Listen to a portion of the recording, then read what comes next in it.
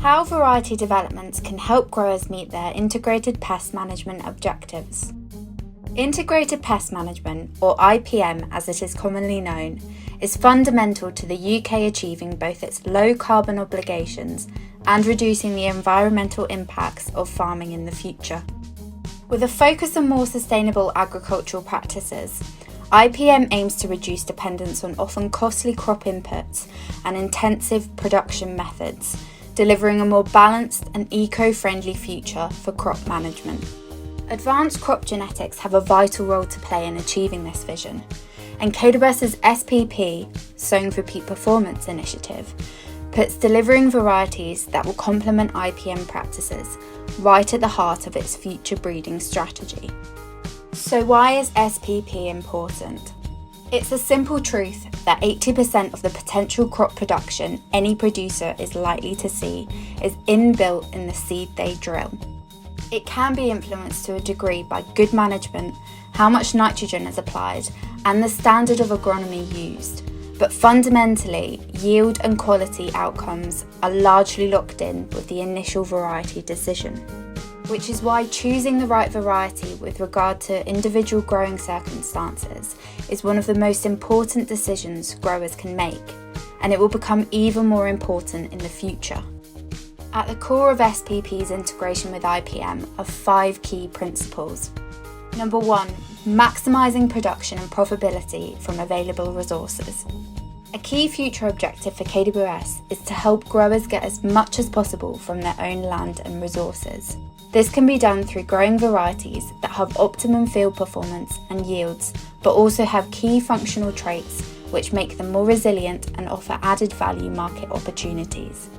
For example, KWS dynamic wheats already mean growers can maximise the market value of their production through optimising the balance between yield and quality to best target opportunities with the highest return. We're already working on varieties that are specifically targeted to wide or specific drilling windows. This means there's greater ability to use the nitrogen applied and therefore requires simpler management and less man hours. Number 2, achieving effective crop management with reduced windows of opportunity. Availability of varieties that perform consistently in adverse growing conditions and can express their full genetic potential in a variety of less than optimal circumstances are essential for future crop production success. Developing more self-contained varieties that are more tolerant of a variety of growing conditions and extreme weather events and less dependent on time-critical interventions such as specific spray applications is also key. Such varieties will not only buy extra time for growers facing adverse weather conditions, they will also reduce the man-hours spent tending crops. Number 3, achieving optimum crop health without a high level of agronomic interventions. Growing plants are more likely to be under greater abiotic stress at key times in the future. Plus, we could have more of the conditions and microclimates that encourage the development of yield-sapping diseases.